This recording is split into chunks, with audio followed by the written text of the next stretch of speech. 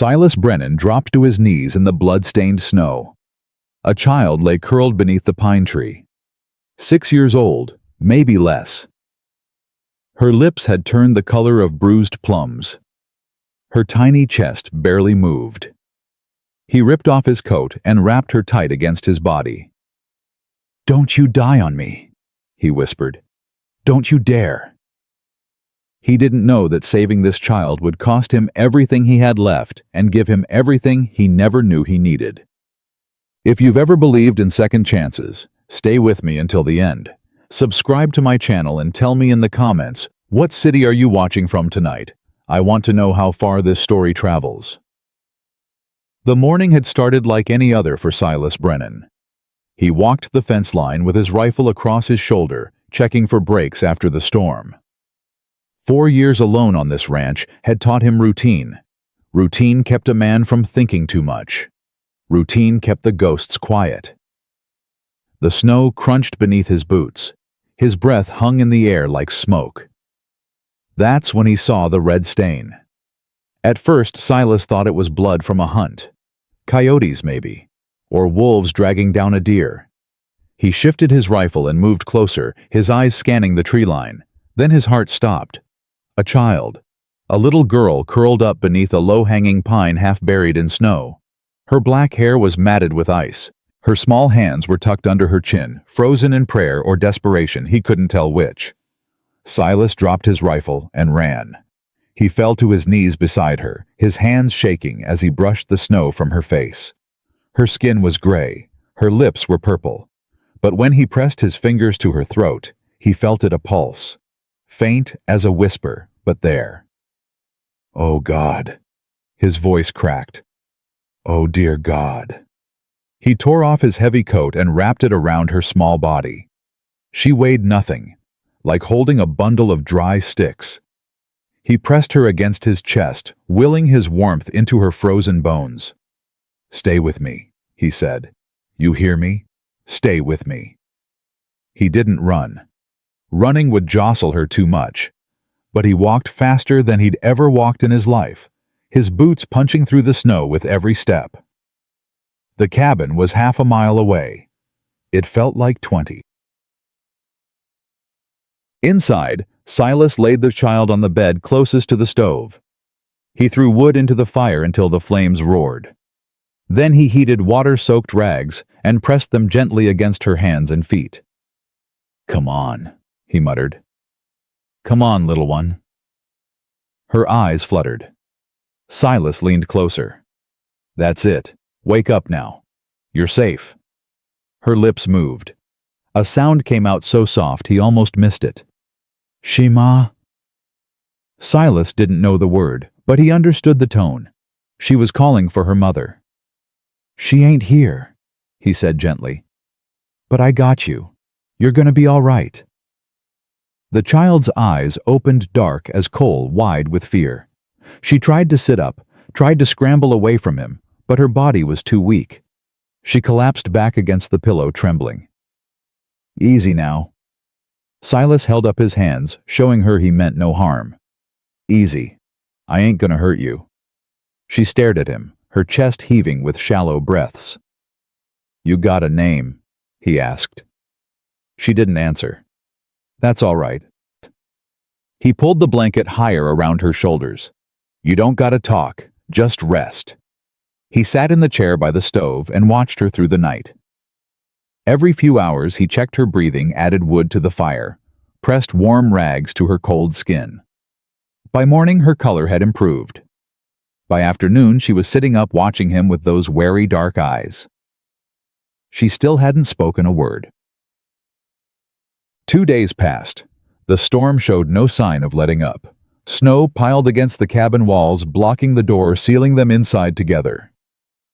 Silas rationed his supplies, jerky dried beans, the last of the coffee. He gave the child the bigger portions and told himself he wasn't hungry. She ate like a wild animal. At first stuffing food into her mouth with both hands, her eyes darting around the room as if expecting someone to snatch it away. Silas pretended not to notice. On the second night she spoke. "Wren."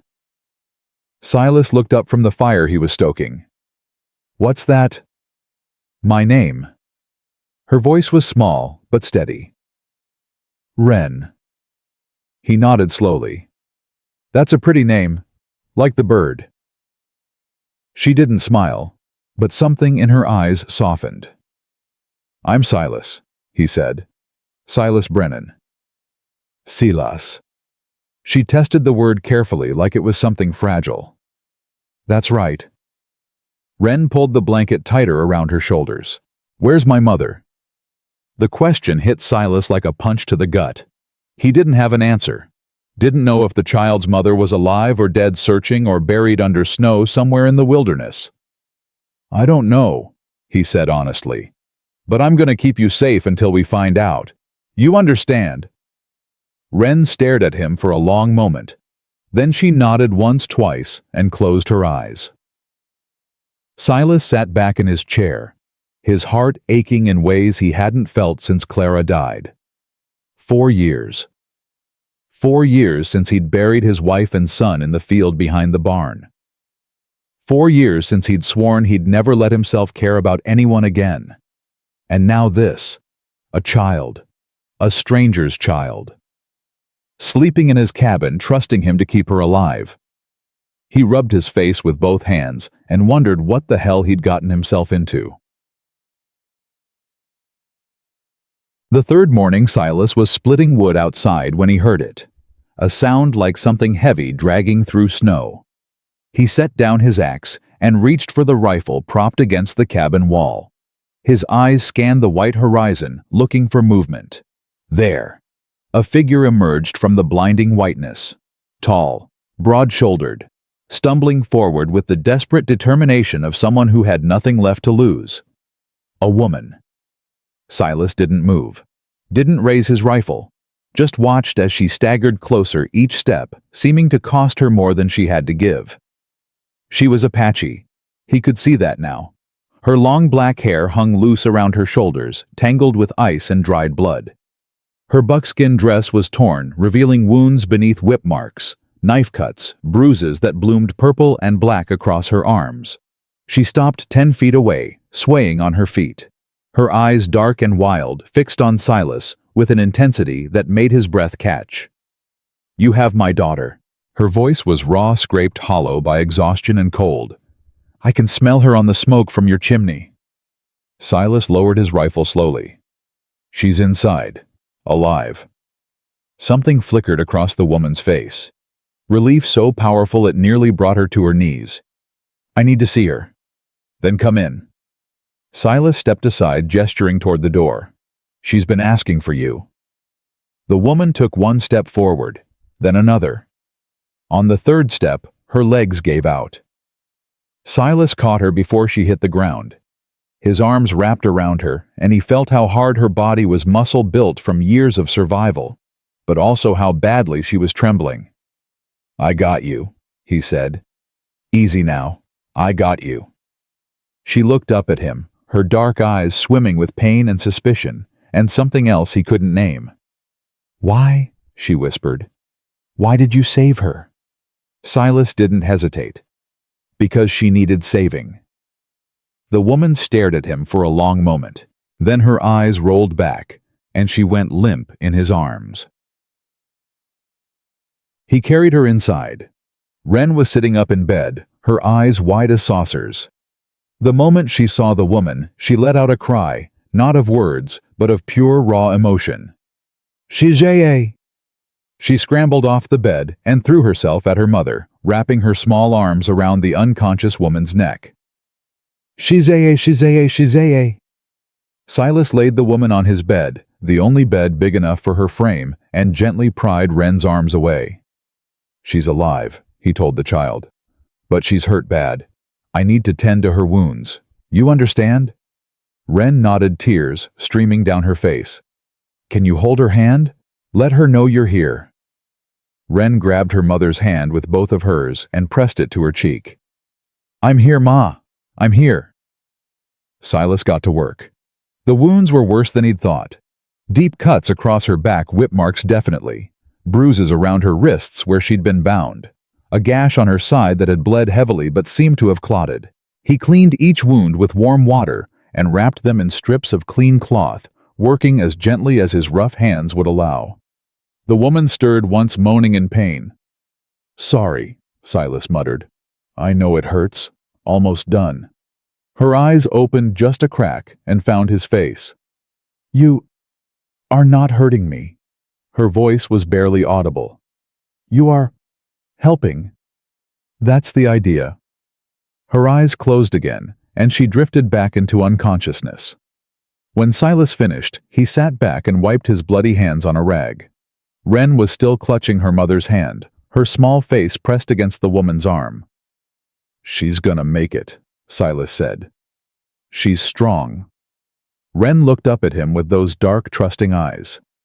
"I know. She's the strongest person in the whole world." Silas almost smiled. Almost. The woman woke at sunset. Silas was sitting by the stove feeding wood to the fire when he heard her stir. He turned to find her sitting up in bed, her eyes sharp and alert, despite everything her body had been through. Wren was asleep beside her, curled up like a kitten. "Don't move too much," Silas said. "You'll tear the stitches."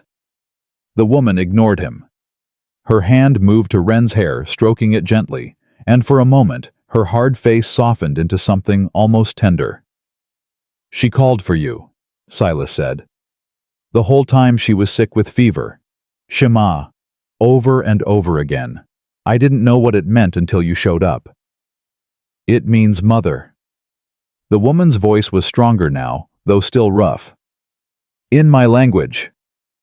"Apache." She nodded slowly. "You got a name?" She hesitated. Her jaw tightened, and Silas could see the war playing out behind her eyes. Trust versus survival. Honesty versus self-preservation. "Kaya," she said finally. "But the missionaries called me Grace." "Which one do you prefer?" Another hesitation. "No white man has ever asked me that before." Silas shrugged. "I ain't most white men." Something flickered in Kaya's eyes. Surprise, maybe, or curiosity. "Kaya. My mother gave me that name. It's the only thing of hers I have left." "Then Kaya it is." She studied him for a long moment, her gaze so intense it felt like she was looking straight through his skin and into his bones. "You saved my daughter," she said, "fed her, kept her warm, and then you saved me. Why?" Silas looked into the fire. "You keep asking me that like there's supposed to be some complicated answer. There ain't. You needed help. I had help to give. That's all." "That's not how the world works." "Maybe not." He met her eyes. "But it's how I work." Kaya was silent for a long time. When she finally spoke, her voice was quiet, almost vulnerable. 3 days ago, my tribe was attacked. Buffalo hunters. They killed everyone, the elders, the children, anyone who couldn't fight back. Her hand tightened on Wren's hair. They wanted my daughter. Her father was the chief's son. They wanted his bloodline ended. Silas felt his stomach turn. What happened to him? Her father, dead. The word came out flat, final. He died protecting us. Gave me time to hide Wren in the brush and lead them away. And you? Kaya's jaw clenched. They caught me. Tied me up. Cut me. Burned me. Her voice didn't waver, but Silas could see the memories flickering behind her eyes like flames. They wanted me to tell them where Wren was. I didn't. How'd you get away? I waited until they were drunk. Then I bit through the rope and ran. She touched the wound on her side. One of them got me with a knife before I made it to the trees, but I kept running. 3 days through the snow, no food, no water, just moving. Silas shook his head slowly. Most men would have died after 1 day of that. I am not most men. A ghost of a smile crossed her lips. And I had something to live for. Her eyes drifted to Wren, still sleeping peacefully beside her. The firelight danced across her scarred face, and for a moment she looked almost fragile, almost human. "What now?" Silas asked. Kaya looked at him. "What do you mean?" "The storm's got us trapped here for at least another week, maybe more. After that," he shrugged, "you got somewhere to go? Family. Another tribe?" Her expression hardened. "No. Everyone is dead." "Then where will you go?" "I don't know." The words came out sharp, defensive. "Somewhere. Anywhere. We've survived this long. We'll survive longer." Silas nodded slowly. He understood pride, understood the fierce need to prove you didn't need anyone's help, didn't need anyone's pity. But he also understood something else. "You can stay," he said. Kaya's head snapped toward him. "What?" "Here. You can stay here." He gestured around the cabin. "It ain't much, but it's warm. It's safe, and there's room for both of you." She stared at him like he'd just spoken in a language she didn't understand. "Why would you offer that? You don't know me. I know you walked 3 days through a blizzard with a knife wound in your side to find your daughter. I know you let yourself get captured and tortured so she could escape." He met her eyes steadily. "That tells me everything I need to know about who you are." Kaya's throat moved as she swallowed hard. "People in town. They won't accept us. An Apache woman and her child living with a white man. They'll talk.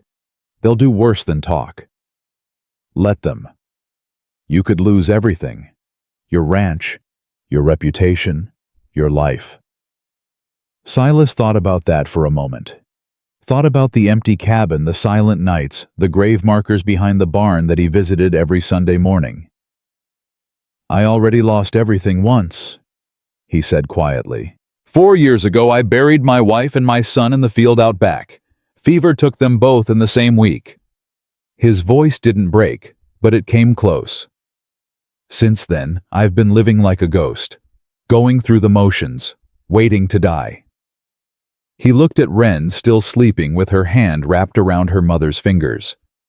"Then I found her in the snow, and something woke up inside me, something I thought was dead forever." He turned back to Kaya. "I ain't asking you to trust me. I ain't asking for anything. I'm just saying you don't have to leave. You don't have to face this alone." Kaya's eyes glistened in the firelight. She opened her mouth to speak, but no words came out. Wren stirred beside her. "Ma." Kaya looked down at her daughter, her hard expression melting into something soft and fierce and protective. "I'm here, little one. I'm right here." Wren's eyes found Silas. "Is the nice man going to let us stay?" Kaya hesitated. Silas waited. Finally she looked at him, really looked past the surface, past her own fear and pride and pain. "For now," she said quietly. "We'll stay for now." Silas nodded. For now. But they both knew somehow in that moment, they both knew that, for now, was already starting to mean something more. Outside, the storm raged on, but inside the cabin, for the first time in 4 years, Silas Brennan didn't feel alone. That night, after Wren had fallen back asleep, Kaya sat up against the wall, watching Silas tend the fire. "You're different," she said. Silas glanced over his shoulder. "Different how?" "Most white men look at me like I'm an animal, something to be used or destroyed." Her voice was matter-of-fact, not bitter, just honest. "You look at me like I'm a person." "That's because you are one." Simple as that. Simple as that.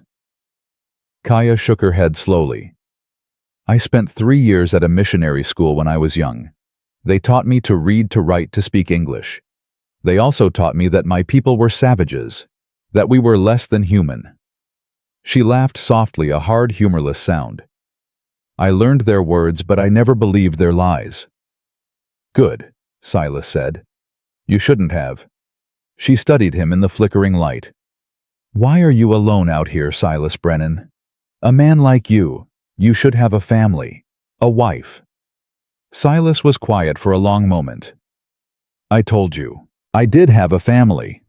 And now I got a ranch and a lot of empty rooms.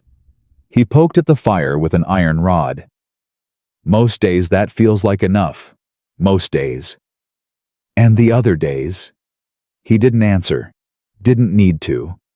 Kaya nodded slowly, understanding passing between them like a current of shared grief.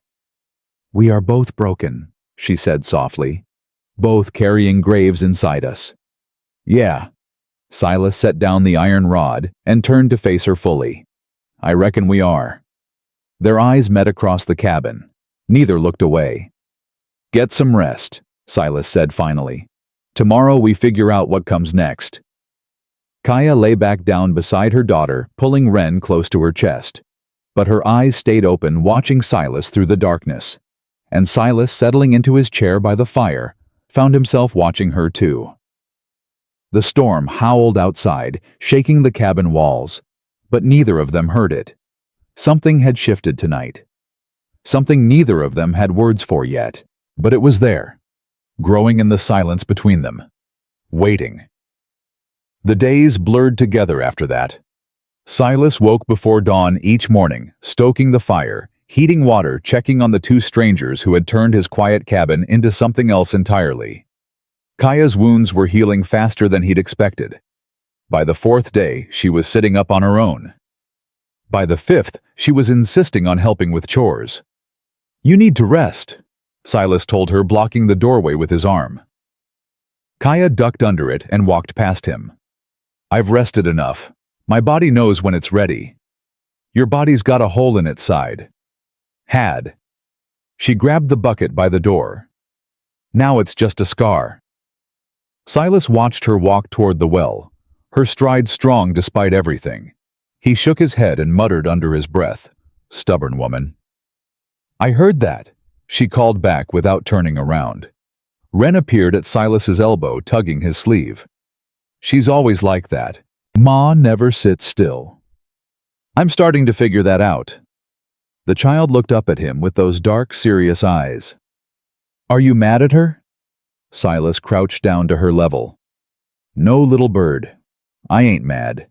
Just worried. Why? Because when people push too hard too fast, they break. Ren considered this for a moment. Ma doesn't break. She bends, like the willow trees by the river. Silas felt something crack open in his chest. That's real wise for someone your age. My father used to say it. Her voice dropped to a whisper. Before the bad men came. Silas put his hand on her shoulder. You miss him. Ren nodded, her eyes filling with tears she refused to let fall. Every day. But Ma says he's watching us from the sky. She says he sent you to help us. Silas didn't know what to say to that. So he just squeezed her shoulder gently and stood up. Come on, he said. Let's go make sure your mother doesn't hurt herself trying to prove she's invincible. Ren almost smiled. Almost. They found Kaya at the well, hauling up a bucket of water with one arm. Silas grabbed the rope and pulled it the rest of the way. I had it, Kaya said. I know you did. Their hands brushed as he took the bucket. Neither of them pulled away. You're a difficult man, Silas Brennan. Funny. I was just thinking the same thing about you. Kaya's lips twitched. Not quite a smile, but close. Where I come from, we call that a compliment. Where I come from, too. They stood there for a moment, the cold wind whipping around them, neither willing to be the first to look away. Ren tugged on her mother's hand. I'm hungry. The spell broke. Kaya looked down at her daughter and nodded. Then let's eat. They walked back to the cabin together, the three of them moving in a rhythm that was starting to feel almost natural, almost like a family. Silas pushed that thought away as soon as it came. It was too soon for thoughts like that, too dangerous, but it lingered anyway, warming him from the inside like a second fire. That afternoon, while Ren napped, Silas found Kaya sitting by the window, staring out at the endless white. Storm's letting up, he said. Should be able to dig out the door by tomorrow. Kaya nodded, but didn't turn around. That's good. Is it? Now she turned. What do you mean? Silas sat down across from her. I mean, once the storm clears, you're gonna have to make a choice. Stay here or move on. I told you, we'll stay for now. For now. He leaned forward. And then what? When now runs out, what happens? Kaya's jaw tightened. I don't know. That's not an answer. It's the only one I have. Silas held her gaze. You're scared. I'm not. Yes, you are, and that's fine. You got every right to be scared. But running ain't gonna make the fear go away. Trust me. I've been running for 4 years, and it's still right here. He tapped his chest. Still sitting in my heart like a stone. Kaya's eyes glistened. What do you want from me, Silas? Nothing you ain't willing to give. Then why do you keep pushing? Because I see something in you, something I ain't seen in a long time. He paused, choosing his next words carefully. I see someone worth fighting for. Kaya's breath caught. She looked away quickly, but not before Silas saw the tears threatening to spill. You don't know me, she whispered. No, but I'd like to. Silence stretched between them, heavy with everything unsaid. Finally, Kaya spoke. When I was 15, the missionaries took me from my family. They said they were going to civilize me, teach me to be a proper woman. She laughed bitterly. They cut my hair, burned my clothes, beat me when I spoke my own language. Silas's hands curled into fists. I'm sorry. Don't be. It made me strong. She turned back to face him. I survived 3 years in that place, learned their ways, their words, and then I ran. Went back to my people and swore I'd never let anyone control me again. And now I'm sitting in a white man's cabin, wounded and helpless, depending on his charity. Her voice cracked. Do you know how that feels? Silas nodded slowly. Yeah, I do. Kaya looked at him sharply. How could you possibly? After Clara and my boy died, I couldn't do nothing for myself. Couldn't eat, couldn't sleep, couldn't even get out of bed most days. He rubbed his jaw. My neighbor, an old Crow Indian named Two Feathers, he saved my life. Came by every day for 3 months. Brought me food, made me chop wood, told me stories about his people. Never asked for nothing in return. Kaya was staring at him now with new eyes. Why are you telling me this? Because accepting help ain't weakness, it's survival. He reached across the space between them and took her hand. You saved your daughter's life by letting me help her. You saved your own life by letting me tend your wounds. That ain't helplessness, Kaya. That's strength. Her fingers trembled in his grip. I don't know how to do this. Do what? Trust someone. She looked at their joined hands. Trust you. You don't have to figure it out all at once. Just take it one day at a time. Kaya was quiet for a long moment. Then slowly she tightened her grip on his hand. One day at a time, she repeated. That's all any of us got. They sat there in silence, hands intertwined as the afternoon light faded into evening. When Wren woke up and found them like that, she didn't say anything. She just climbed into her mother's lap and leaned her head against Silas's arm. 3 broken people holding on to each other in the fading light.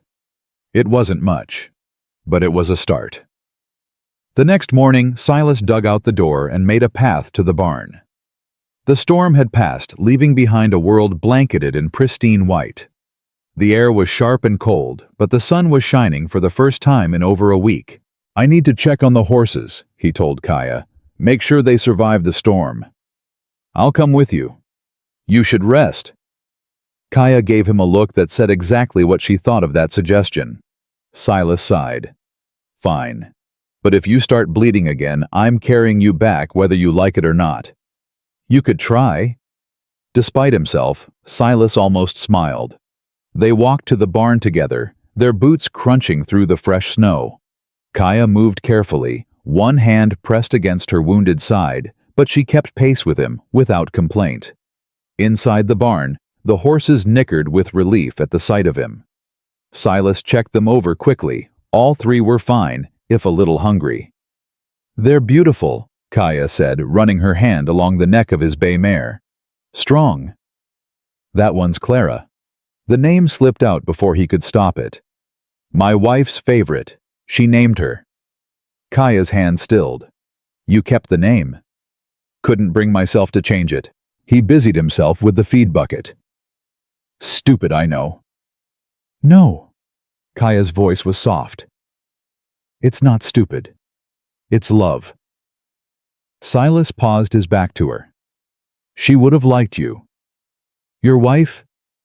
"Yeah." He turned around. "She had a way of seeing the good in people, even when they couldn't see it themselves." Kaya met his eyes. "And what do you see when you look at me, Silas Brennan?" The question hung in the air between them. "I see a woman who's been through hell and came out the other side still standing. I see a mother who'd die for her child without a second thought. I see someone who's been hurt so many times, she forgot what it feels like to be safe." He took a step closer. "And I see someone who deserves better than what life's given her." Kaya's breath caught. "You see all that. I see more, but I figure that's enough for now." She laughed softly, a real laugh, warm and surprised. "You are a strange man." "So I've been told." They stood close now, close enough that he could see the gold flecks in her dark eyes, close enough to feel the warmth of her breath in the cold barn air. "Silas?" "Yeah." Whatever she was going to say was cut off by a sound from outside. Hooves. Multiple horses approaching fast. Silas's hand went to his hip where his pistol should have been. It wasn't there, he'd left it in the cabin. "Stay here," he said. "Like hell." "Kaya." "I'm not hiding while you face danger alone. Not again." There was no time to argue. Silas grabbed a pitchfork from the wall and moved toward the barn door. Kaya picked up a heavy iron horseshoe, gripping it like a weapon. They stepped outside together. 3 men on horseback had stopped at the edge of Silas's property. Their clothes were rough, their faces hard. The one in front, a lean man with a scar running down his cheek, was staring at Kaya with an expression that made Silas's blood run cold. "Well, well," the scarred man said. "Look what we found, boys." One of the others laughed. "That's her all right. Cole's gonna pay good money for this." Kaya went rigid beside Silas. Her hand tightened on the horseshoe until her knuckles turned white. "You know these men?" Silas asked quietly. "They're buffalo hunters." Her voice was barely a whisper. "They're the ones who attacked my tribe." Silas stepped forward, putting himself between Kaya and the riders. "This is private property. You boys best move along." The scarred man grinned, revealing a mouthful of rotting teeth. "We ain't here for you, rancher. We're here for the squaw. Hand her over, and there won't be any trouble." "There's already trouble. You're looking at it." The man's grin faded. "Don't be stupid, friend. There's 3 of us and 1 of you. Even if you got a gun hidden somewhere, you ain't fast enough to take all 3. "Maybe not." Silas shifted his grip on the pitchfork. "But I'm fast enough to take you. And your friends there don't look like the type to stick around once the lead man goes down." The 2 men behind exchanged nervous glances. The scarred man studied Silas for a long moment. Then he laughed a cold, ugly sound. "You got stones, I'll give you that. But this ain't over. Cole Harker's been looking for that woman for a week now. He ain't the type to give up." He spat in the snow. "We'll be back. And next time we'll bring more men." He wheeled his horse around and rode off, his companions following close behind. Silas didn't lower the pitchfork until they were out of sight. "They'll be back," Kaya said. Her voice was steady, but Silas could see her hands shaking. Cole Harker doesn't stop. He never stops. Then we'll be ready. You don't understand. She grabbed his arm. He's the one who killed my husband. He's the one who ordered the attack on my tribe. He's a monster, Silas. And now he knows where I am. Silas turned to face her fully. Listen to me. I don't care who he is or how many men he's got. He ain't touching you or Wren, not while I'm breathing. You could die. I could. But that ain't gonna stop me from trying. Kaya stared at him, her dark eyes filled with something he couldn't quite read. Fear, gratitude.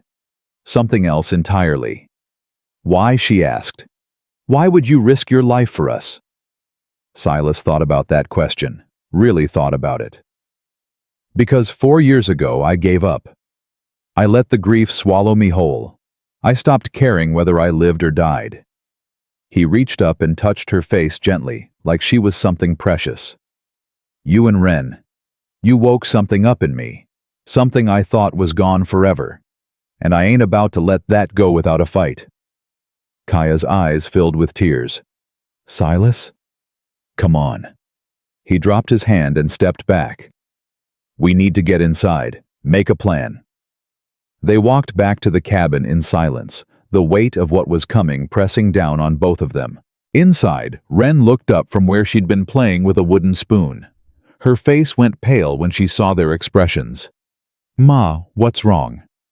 Kaya knelt beside her daughter and pulled her close. Nothing, little one. Everything's going to be fine. Wren looked at Silas over her mother's shoulder. Her eyes were too old, too knowing for a child her age. They found us, didn't they? Kaya's arms tightened around her. Yes. Wren nodded slowly. She didn't cry, didn't panic, just reached up and put her small hand on her mother's cheek. It's okay, Ma. The nice man will protect us. I know he will. Silas felt that crack in his chest widen a little more. That's right, little bird, he said. I will.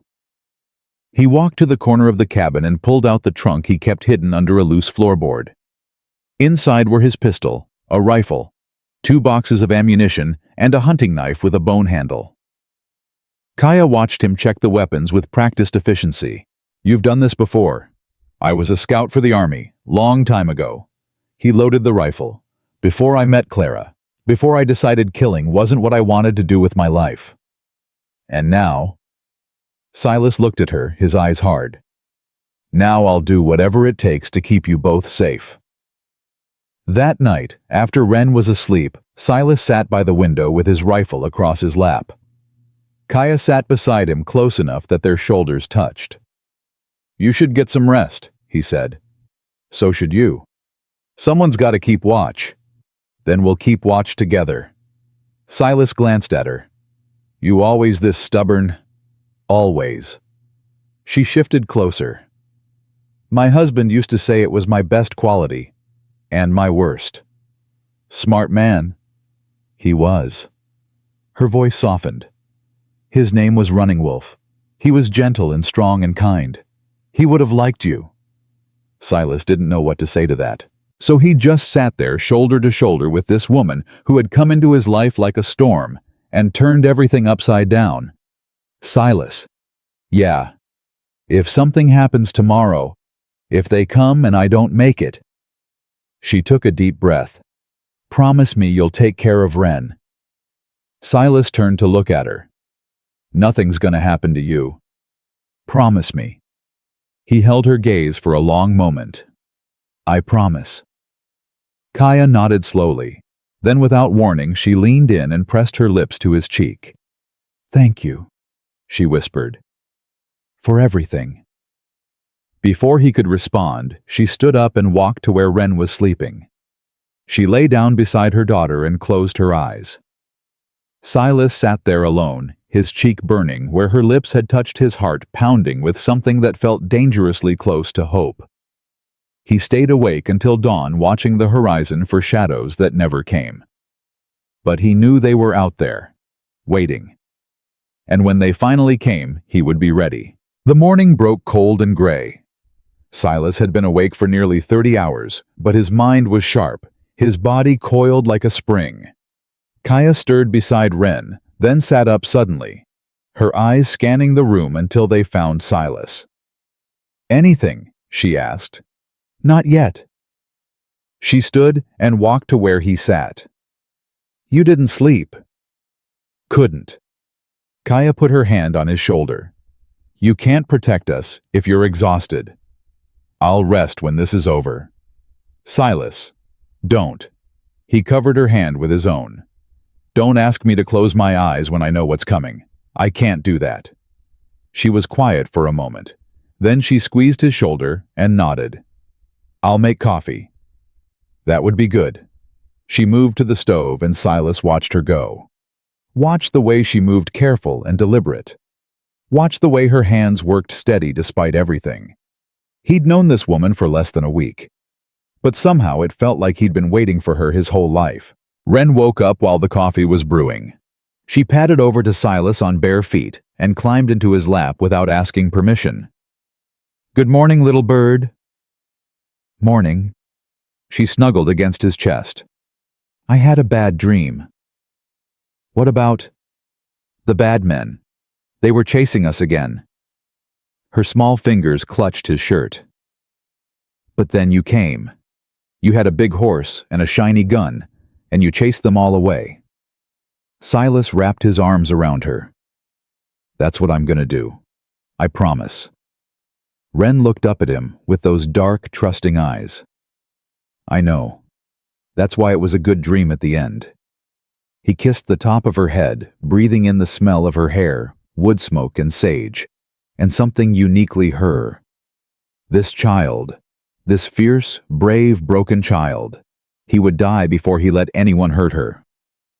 Kaya brought him a cup of coffee, and their eyes met over Ren's head. A whole conversation passed between them without a single word.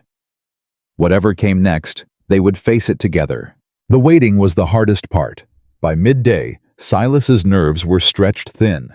He'd walked the perimeter of the property twice, checked his weapons 3 times, and gone over escape routes with Kaya until she could recite them in her sleep. "If they come from the north, you take Ren through the back window and run for the tree line. If they come from the south, you go out the front and head for the ravine. If they surround us."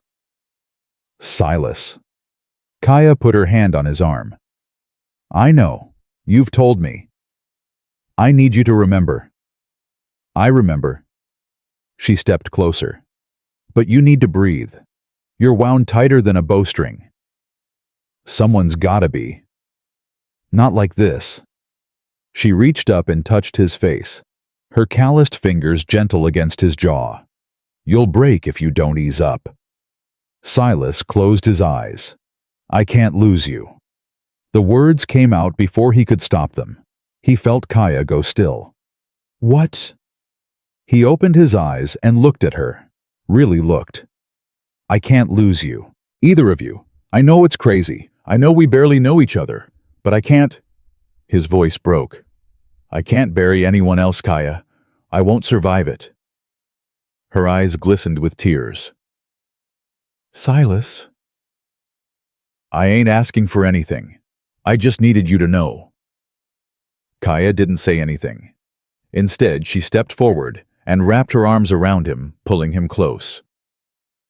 Silas stood frozen for a moment. Then his arms came up encircling her, holding her tight against his chest. They stood there for a long time, neither of them speaking. When they finally pulled apart, something had shifted between them. Something fundamental and irreversible. "Together," Kaya said softly. Silas nodded. "Together." Ren's voice came from across the room, high and frightened. "Ma, Silas, someone's coming." They sprang apart. Silas grabbed his rifle and moved to the window, his heart hammering in his chest.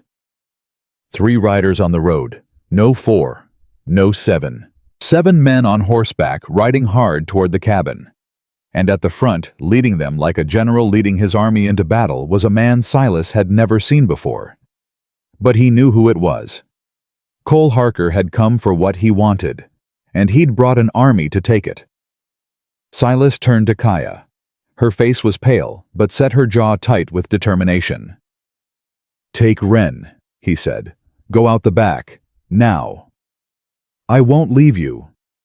"This ain't a discussion." "You're right. It isn't." She grabbed the pistol from the table. "I'm staying. We fight together or we die together." "Kaya." I said no. Her voice cracked like a whip. "I've run enough. I've lost enough. I won't lose you too." They stood face to face, neither backing down. Then Silas nodded slowly. "All right. Together." Kaya moved to the other window. Ren crouched in the corner, her eyes wide with terror, but her mouth set in a thin, brave line. The riders stopped at the edge of the property. Cole Harker dismounted and walked forward, his boots crunching in the snow. He was tall and broad, with a beard the color of rust and eyes like chips of ice. "Silas Brennan." His voice carried across the distance. "We don't want trouble with you. Just hand over the woman and the girl, and we'll be on our way." Silas stepped onto the porch, rifle raised. "The only thing I'm handing over is a bullet. Your choice where it lands." Harker laughed. "You got sand, I'll give you that. But look around. 7 guns against 1. You ain't winning this." "Maybe not, but you ain't either." "We'll see about that." Harker's smile faded. "Last chance, rancher. Walk away." Silas cocked his rifle. "Make me." For a long moment, nobody moved. Then Harker nodded to his men. "Kill him." Gunfire exploded across the valley, and Silas Brennan pulled the trigger. Silas's first shot caught the nearest rider square in the chest. The man tumbled backward off his horse, dead before he hit the ground. "Get down!" Silas shouted, ducking behind the porch railing as bullets tore through the air around him. From inside the cabin, Kaya's pistol barked twice. Another man screamed and grabbed his shoulder, nearly falling from his saddle. "Ma!" Ren's voice was high with terror. "Stay down, little one. Don't move." Silas fired again, missed, fired a third time. A horse reared and threw its rider into the snow. 5 men left. No 4. Kaya had dropped another one. Cole Harker was shouting orders, his voice cutting through the chaos. "Flank them. Get around the back." Silas's blood ran cold. Kaya too, going around. "I see them." She was already moving, abandoning her position at the window and racing toward the back of the cabin. Silas heard her fire twice more, heard a man curse in pain. 3 left. Harker and 2 others. But they'd stopped charging. They'd taken cover behind the barn, and now they were picking their shots, patient and deadly. Silas reloaded with shaking hands. His heart was pounding so hard he could hear it in his ears. A bullet splintered the wood inches from his head. "Brennan!" Harker's voice rang out across the yard. "You're a damn fool. All this for some Apache whore and her brat?" Silas didn't answer. He was counting bullets, counting enemies, calculating odds that got worse by the second.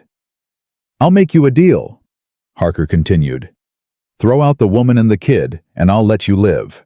You got my word." "Your word ain't worth spit, Harker." Laughter, cold and cruel.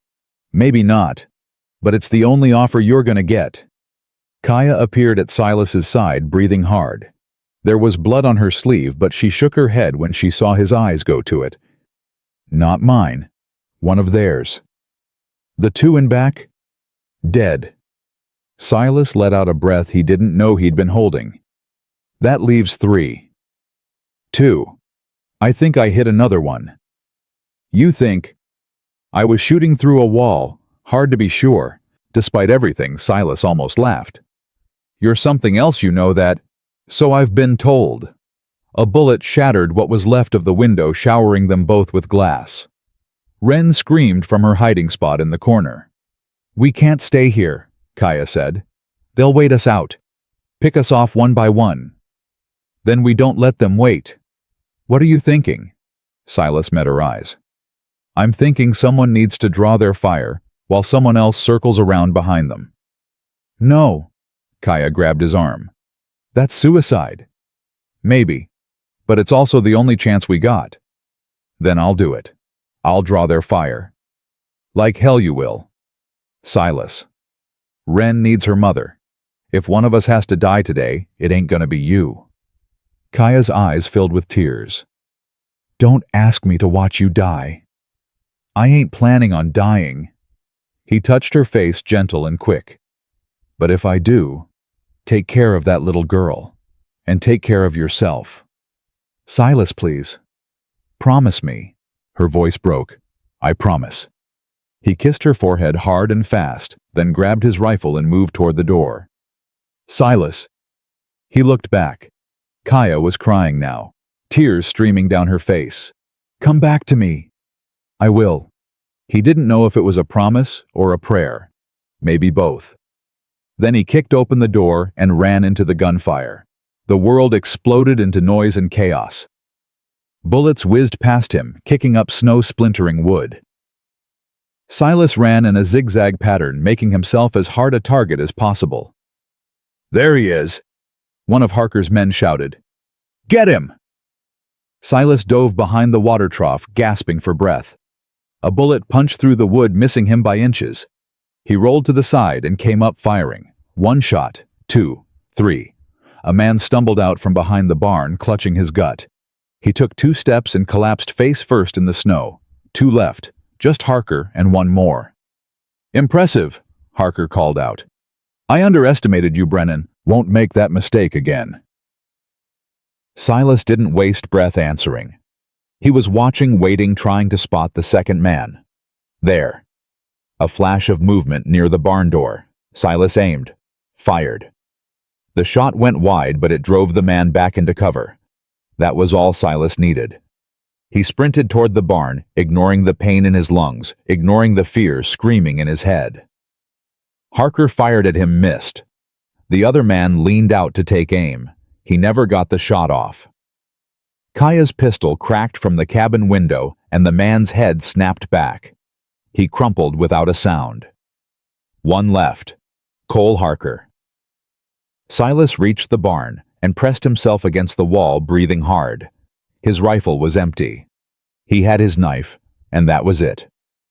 "Just you and me now, Harker?" Silence.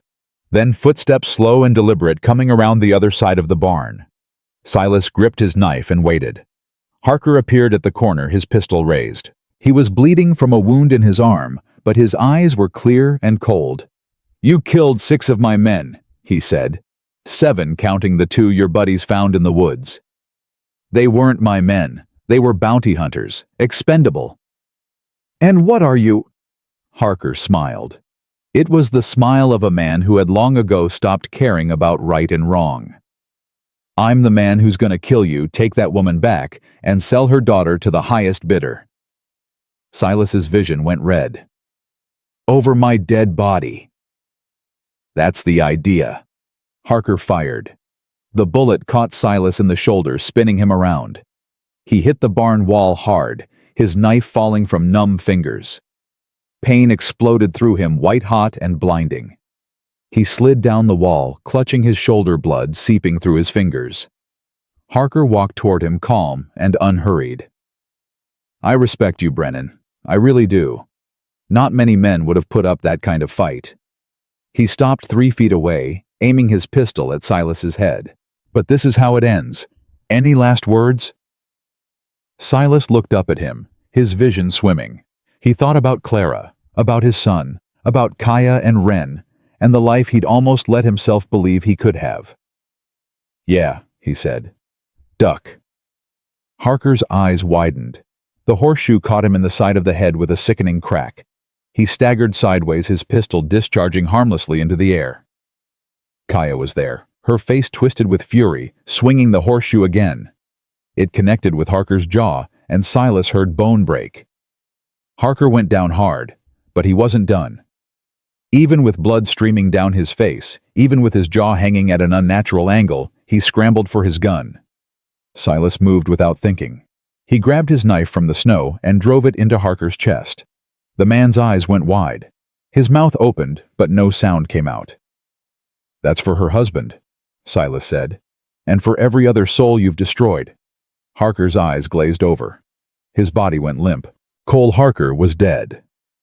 Silas collapsed back against the barn wall, the knife still clutched in his bloody hand. The world was spinning. Everything hurt. Silas? Kaya was at his side, her hands pressing against his wound. Stay with me. Don't you dare leave me. I'm not going anywhere. His voice was weak, but he managed a small smile. Told you I'd come back. Tears streamed down her face. You stupid, stubborn man. Takes one to know one. She laughed through her tears, a broken, beautiful sound. Don't talk. Save your strength. Can't stop talking. You know that. Silas. I need to tell you something. It can wait. No, it can't. He reached up with his good hand and touched her face. I love you, Kaya. I know it's crazy. I know we barely know each other. But I love you. And Ren. And I want... He coughed, pain shooting through his chest. I want to spend whatever time I got left being your family. Kaya's breath caught in a sob. You're not dying. I won't let you. Then you better get me inside before I bleed out in the snow. She wiped her tears and nodded. Can you walk? With help. She pulled his good arm over her shoulders and hauled him to his feet. Together they stumbled toward the cabin, leaving a trail of blood in the snow behind them. Ren met them at the door, her face pale with fear. Is he going to be okay, Ma? He's going to be fine, Kaya said. But I need your help. Can you be brave for me? Ren nodded solemnly. I can be brave. They got Silas onto the bed and Kaya went to work. She'd been trained as a healer in her tribe, and her hands moved with practiced efficiency, even as tears continued to stream down her face. The bullet went through, she said. That's good. Less damage. Feels like more damage, Silas muttered. Hush, let me work. Ren stood by the bed holding Silas's hand. You saved us, she said quietly. We saved each other, little bird. Does it hurt a lot? Yeah, but I've had worse. Kaya glanced at him sharply. Liar. Maybe a little. She threaded a needle with steady hands. This is going to hurt more. Can't wait. She stitched his wound while Ren held his hand and talked to him about her dreams about the birds she wanted to see. When spring came, about how she was going to learn to ride a horse and become the fastest rider in all the territories. Silas held on to her voice like a lifeline, letting it pull him through the pain. When Kaya finally tied off the last stitch, she sat back and let out a long breath. Done. Am I gonna live? If you rest and don't do anything stupid for the next few weeks. Define stupid. Anything other than lying in this bed and letting me take care of you. Silas managed a weak grin. I could get used to that. Kaya shook her head, but there was a smile tugging at the corners of her mouth. Impossible, man. You love it. Her smile faded into something softer, more serious. I do. She leaned down and pressed her forehead against his. I love you, Silas Brennan. God help me, I do. Is that a yes? A yes to what? To being a family. You, me, and Ren. For real. Kaya pulled back and looked at him, her dark eyes shining with tears and something else. Something that looked like hope. Yes, she whispered. 1,000 times yes. Ren threw her arms around both of them, nearly knocking Kaya off the bed. We're going to be a family. We already are, little bird, Silas said. We already are. The next few days were a blur of pain and healing. Silas drifted in and out of consciousness, waking to find Kaya beside him, always beside him. Her hand wrapped around his like she was afraid he'd slip away if she let go. You need to sleep, he told her on the third morning. I'll sleep when you're better. Kaya, don't argue with me. You'll lose. He closed his eyes and smiled. Stubborn woman. You're stubborn woman. Yeah.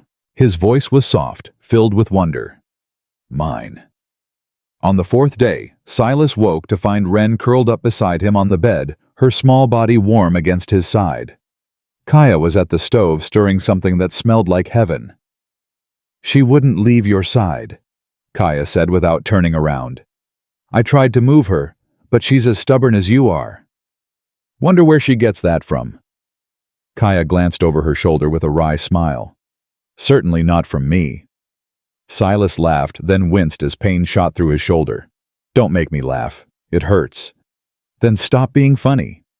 "Can't help it. It's a gift." Wren stirred, her eyes fluttering open. When she saw Silas awake, her face lit up like the sun. "You're alive." "Still here, little bird." She sat up and threw her arms around his neck, careful to avoid his wounded shoulder. "I was so scared. I thought you were going to die like my father." Silas wrapped his good arm around her and held her close. "I ain't going anywhere. I promise." "Cross your heart." "Cross my heart." She pulled back and looked at him with those dark, serious eyes. "Can I really call you father now?" Silas's throat tightened. He looked at Kaya, who had turned from the stove and was watching them with tears in her eyes.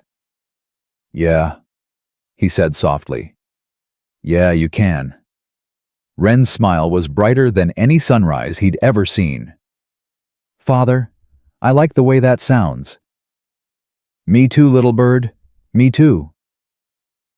By the end of the first week, Silas was well enough to sit up on his own. By the end of the second, he could walk short distances with Kaya's help. His shoulder still ached something fierce, but the wound was healing clean, and Kaya assured him there was no sign of infection. "You're lucky," she told him one evening as they sat by the fire. Wren was asleep and the cabin was quiet, except for the crackle of burning wood. Another inch to the left and the bullet would have hit your heart.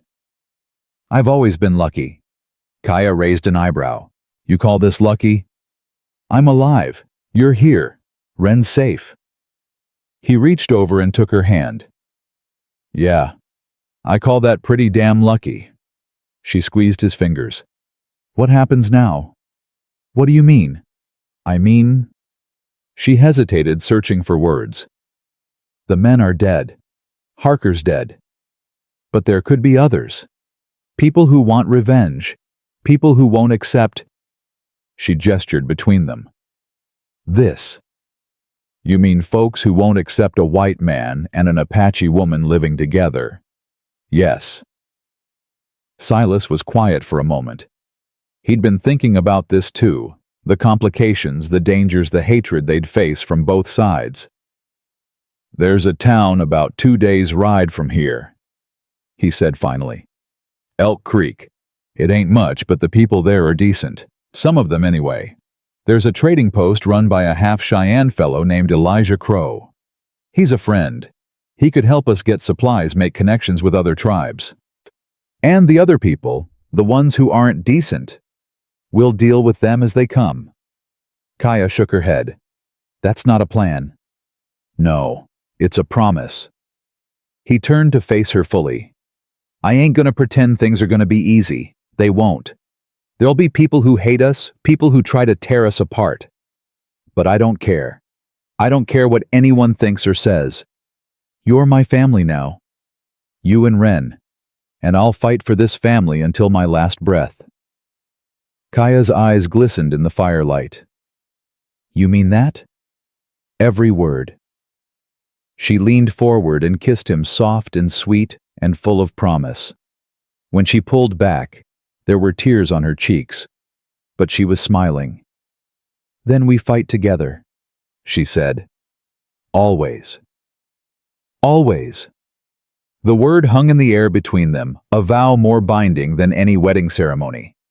That night they fell asleep in each other's arms. Wren curled between them like a small warm anchor. Outside, the wind whispered through the pines, carrying away the last echoes of violence and fear. Inside, there was only peace. 2 weeks after the gunfight, Silas rode into Elk Creek for the first time since Kaya and Wren had come into his life. His shoulder was still stiff, but he could handle a horse well enough, and there were things they needed: supplies, medicine, news about whether anyone had come looking for Harker and his men. The town was small, a single main street, lined with wooden buildings, a general store, a saloon, a blacksmith. People stopped and stared as Silas rode past. Word traveled fast in these parts, and he had no doubt they'd heard about what had happened at his ranch. He tied his horse outside the trading post and walked in. Elijah Crow was behind the counter sorting through a pile of furs. He was a big man, broad-shouldered, and weathered by years of hard living, with long black hair, streaked with gray, and sharp dark eyes that missed nothing. "Silas Brennan," he said, a slow smile spreading across his face. "Heard you had some excitement out at your place." "News travels fast. This is the frontier. News is about all we got." Elijah came around the counter and clasped Silas's hand. "Cole Harker. 7 men, all dead. That's impressive even for you." "I had help." "Ah." Elijah's smile widened. "The Apache woman. I heard about her too. Her name is Kaya." "Kaya." Elijah nodded. "Beautiful name, strong name." He studied Silas's face for a long moment. "You care about her." It wasn't a question, but Silas answered anyway. "More than I ever thought I could care about anyone again." Elijah clapped him on the shoulder, the uninjured one. "Then you're a lucky man. Don't let anyone tell you different." "I won't." They talked for an hour, catching up on news and gossip. Elijah told him that no one had come looking for Harker. The man had apparently made enough enemies that his death was met with more relief than outrage. There might be trouble down the line, but for now, things were quiet. "What about the town?" Silas asked. "How are folks going to take it when they find out I'm living with an Apache woman and her daughter?" Elijah's expression grew serious. "Some won't like it. Martha Holloway at the general store, she's got opinions about everything and everyone. A few others too. But most folks around here mind their own business. Long as you don't cause trouble, they'll leave you alone. And if trouble comes to us, then you got friends who'll stand with you." Elijah met his eyes. "You ain't alone in this, Silas. Remember that." Silas nodded slowly. "I appreciate it." "Don't appreciate it. Just buy something so I can keep this place running." Silas left the trading post with a sack of flour, some salt pork, a bolt of cloth Kaya could use to make new clothes for Wren, and something else, something small and carefully wrapped in soft leather. He didn't show it to Elijah. Some things were meant to be private.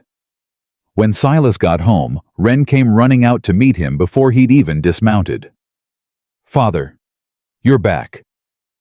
The word still sent a warm shock through his chest every time he heard it. He swung down from the saddle and caught her up in his arms. "I'm back, little bird. Miss me?" "Every minute." She hugged him tight, then pulled back to look at his face. "Did you bring presents?" "Maybe 1 or 2. Her eyes lit up. "What kind?" "You'll see. Help me carry these inside." Kaya met them at the door, her eyes scanning Silas from head to toe, checking for new injuries. When she was satisfied he was in one piece, she relaxed and smiled. "How was town?" "Quiet. Elijah sends his regards. You should bring him here sometime. I'd like to meet him." "I will." He set down the supplies and turned to face her. "But first, there's something I need to do." Kaya's brow furrowed. "What is it?" Silas reached into his pocket and pulled out the small leather bundle. His hands were shaking slightly as he unwrapped it. Inside was a ring. It wasn't fancy, just a simple band of silver polished until it gleamed in the firelight. Silas had traded his father's pocket watch for it, the only thing of value he'd had left from his old life. "I know we said we didn't need ceremonies," he said quietly. "No vows, no preacher, no rings. And if you don't want this, that's fine. But I wanted you to have something. Something that says you're mine and I'm yours. For as long as we both draw breath." Kaya stared at the ring, her eyes wide and shining. Her hands came up to cover her mouth. "Silas, you don't have to wear it if you don't want to. I just..." She kissed him before he could finish, hard and fierce and full of everything she couldn't put into words. When she finally pulled back, tears were streaming down her face. "Put it on me." His hands were steadier now as he slid the ring onto her finger. It fit perfectly. Kaya held up her hand, watching the way the firelight caught the silver. "It's beautiful. Not as beautiful as you." She laughed through her tears. "Smooth talker." "I try." Ren had been watching the whole thing with wide eyes. "Does this mean you're married now?" Silas looked at Kaya. Kaya looked at Silas. "Yeah," he said softly. "I reckon it does." Ren threw her arms around both of them. "Best day ever." Kaya laughed, wrapping one arm around her daughter and the other around Silas. "Best day ever," she agreed. Silas held them both close, his heart fuller than it had ever been. For the first time in 4 years, he wasn't just surviving, he was living. And it felt like coming home. Spring came slow to the Montana Territory, but when it finally arrived, it came with a vengeance. The snow melted into rushing streams, the grass pushed up through the mud, and the world turned green almost overnight. Silas stood on the porch, watching Ren chase butterflies across the field. His shoulder still ached on cold mornings, but he was stronger now, strong enough to work, strong enough to ride, strong enough to protect his family. His family. The word still felt strange in his mouth, like a language he'd forgotten how to speak. But every day it got easier. Every day it felt more real. Kaya came up beside him, her hand sliding into his. "She's happy." "Yeah." Silas squeezed her fingers. "She is." "She asked me this morning if she could learn to rope cattle." "Did she now?" "I told her to ask her father." Silas felt that familiar warmth spread through his chest. "I'll teach her, when she's a little older." Kaya leaned her head against his shoulder. "We need to go to town." "I know." "The supplies won't last another week." "I know." She looked up at him, her dark eyes searching his face. "Are you worried?" Silas considered lying, decided against it. "Yeah, a little. About what people will say. About what people will do." He turned to face her fully. "I can handle words. But if someone tries to hurt you or Ren, they won't." "You don't know that." Kaya's jaw tightened. "Then we'll deal with it together, like we deal with everything." Silas looked at her. This woman who had walked through fire and come out the other side still standing, still fighting, still believing in a future most people would have given up on long ago. "All right," he said. "Tomorrow. We'll go together." Tomorrow came too fast. They set out at dawn, all 3 of them riding on Silas's 2 horses. Ren sat in front of Kaya, chattering endlessly about everything she saw. The birds, the flowers, the clouds shaped like rabbits and bears. Silas rode ahead, his rifle across his saddle, his eyes scanning the horizon. He told himself he was just being cautious. But the truth was, his stomach was tied in knots. Elk Creek appeared on the horizon around mid-morning. As they got closer, Silas felt Kaya tense beside him. "It'll be fine," he said, not sure if he was reassuring her or himself. "I know." They rode into town side by side. The stares started immediately. People stopped in the street, their conversations dying mid-sentence. A woman pulled her child closer. An old man spat in the dirt and turned away. Silas kept his eyes forward, his back straight. Beside him, Kaya did the same. "Father." Ren's voice was small, uncertain. "Why are they looking at us like that?" "Because they ain't seen anyone as pretty as your mother before," Silas said. "They're just surprised." Kaya shot him a grateful look. They tied their horses outside the general store and went inside. The bell above the door jangled, and the woman behind the counter looked up. Martha Holloway was a thin, pinched woman in her 50s, with gray hair pulled back so tight it seemed to stretch her face. Her eyes went from Silas to Kaya to Ren, and her lips pressed together in a thin, disapproving line. "Mr. Brennan," she said coolly. I heard you had company out at your ranch. Not company. Family. Martha's eyebrows rose. Family. That's what I said. Silas stepped forward, placing his list on the counter. I need flour salt coffee and whatever fresh vegetables you got. Martha didn't move.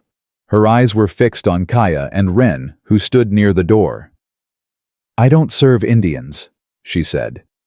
The words hit like a slap. Silas felt his hands curl into fists. Excuse me. You heard me. Martha's voice was steady righteous. This is a Christian establishment. We don't cater to savages. Watch your mouth. Or what, Mr. Brennan? You'll threaten me like you threatened those men you killed. She shook her head.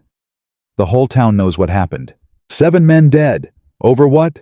Some Apache squaw and her? That's enough. The voice came from behind them. Silas turned to find Elijah Crow standing in the doorway, his broad frame filling the space. Elijah? Martha said, her voice sharp. This doesn't concern you. Everything that happens in this town concerns me. Elijah walked forward, his boots heavy on the wooden floor. And what I just heard was a decent woman being insulted by someone who should know better. Decent. She's a mother, a wife, a human being. Elijah stopped beside Silas, his dark eyes boring into Martha. And the last time I checked, the good book says to love thy neighbor. Doesn't say anything about skin color. Martha's face went red. You're one to talk. Half-breed. Elijah smiled, but there was no warmth in it. That's right, half-breed, half-savage, half-Christian. Maybe that's why I can see both sides so clearly. He leaned on the counter. Now, are you going to serve these good people, or do I need to spread the word that Holloway's General Store discriminates against paying customers? Martha's jaw worked. Her hands trembled with barely suppressed rage. Fine, she spat. But I want them out of my store in 5 minutes. That's the Christian spirit. Silas gathered his supplies in silence, his blood still boiling. Kaya helped him load everything into sacks, her face carefully blank. Only Wren seemed unaffected, wandering the aisles and looking at the jars of candy with longing. Here. Silas dropped a penny on the counter. Give my daughter a peppermint stick. Martha looked like she'd swallowed something sour, but she handed over the candy. Wren took it with a brilliant smile. Thank you, ma'am. Martha didn't respond. They left the store with their supplies and their dignity, though both felt bruised. That was hard, Kaya said quietly once they were outside. Yeah. It's going to happen again. I know. She looked at him, her eyes searching. Are you still sure about this? About us? Silas stopped. He turned to face her, taking both her hands in his. Listen to me. I don't care if every person in this territory hates us. I don't care if they spit on us, curse us, try to run us off. You're my wife. Wren's my daughter. And nothing is going to change that. Kaya's eyes filled with tears. Silas, I love you. That's the beginning and the end of it. Everything else is just noise. She pulled him close and kissed him right there in the middle of the street in front of everyone who was watching. Someone gasped. Someone else muttered something ugly. But Silas didn't hear any of it. All he heard was his own heart beating strong and true. Elijah found them at the trading post an hour later, loading their supplies onto the horses. I'm sorry about Martha, he said. She's always been small-minded, but that was worse than usual. It's not your fault, Silas said. Maybe not, but I still hate seeing good people treated that way. Elijah glanced at Kaya, who was helping Wren mount the horse. She's strong, your woman. I can see why you fell for her. She saved my life, in more ways than one. Elijah nodded slowly. Hold on to that. It's rarer than gold out here. I intend to. They shook hands, and Elijah pressed something into Silas's palm, a small leather pouch. What's this? Medicine, from the Cheyenne healers. Elijah's voice dropped. For when the baby comes. Silas froze. What? Elijah's eyes widened. You didn't know. Silas looked at Kaya, who had gone very still on her horse. Her face had drained of color. Kaya. She didn't answer. Kaya, look at me. Slowly, she met his eyes. And in them, he saw the truth. When were you going to tell me? I wasn't sure. I didn't want to say anything until I was certain. Her voice trembled. I'm sorry. I should have. Silas was at her side in 3 strides. He pulled her down from the horse and into his arms. Are you happy? He asked, his voice rough. About the baby. Yes, but I was scared. Scared of how you'd react. Scared that it was too soon. Scared that... Stop. He pulled back and looked into her eyes. Stop being scared. This is the best news I've gotten since the day you agreed to stay. Really? Really? He kissed her forehead, her cheeks, her lips. A baby. Our baby. Kaya laughed through her tears. You're not angry. Angry, I'm the happiest man in Montana Territory. He placed his hand on her belly, still flat, but holding a future he never thought he'd have. We're gonna be parents. We already are parents. Wren piped up. I want a sister. Everyone laughed, the tension breaking like a fever. We'll see what we can do, little bird, Silas said.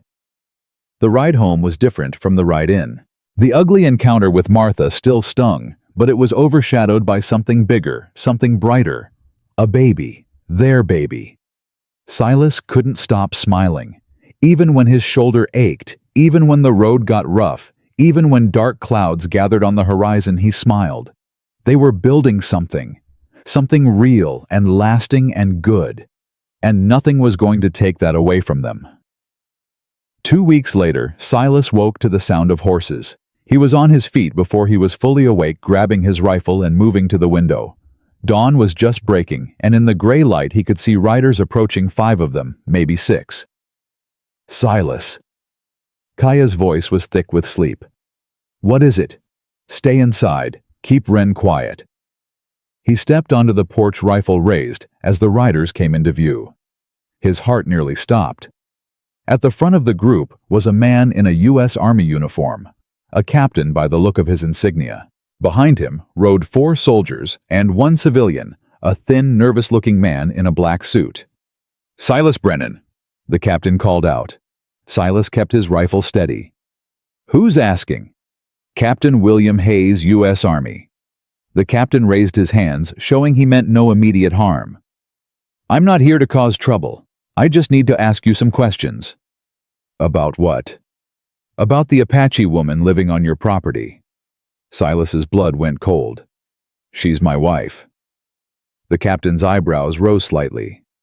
Be that as it may, we've received reports that she may be a fugitive from the San Carlos reservation. She ain't from any reservation. Her tribe was massacred by buffalo hunters. She came here for shelter. I gave it to her. I understand, but there are procedures. The captain gestured to the civilian. This is Mr. Thomas Whitfield from the Bureau of Indian Affairs.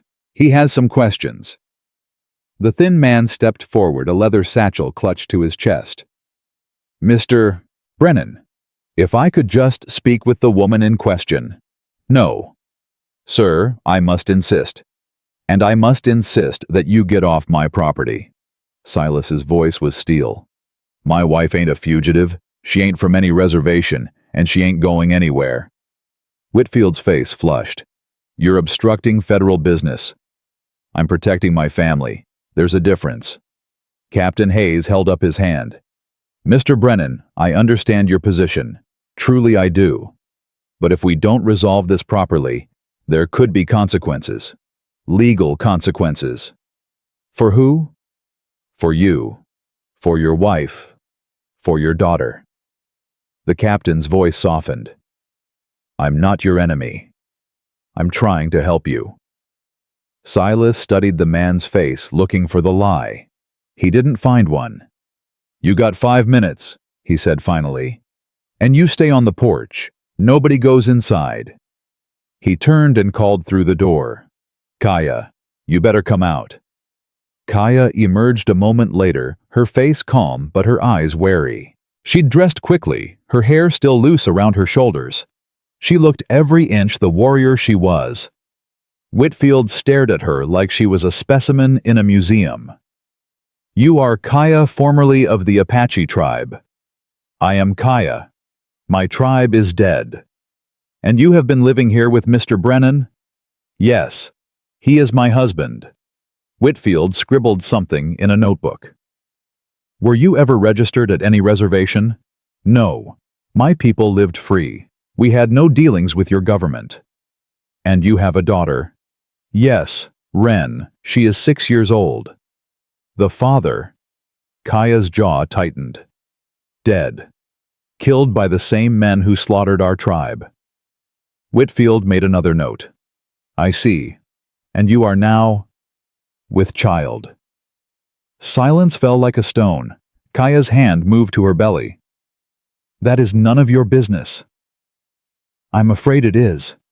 Any child born to an Indian mother is subject to— That child is mine."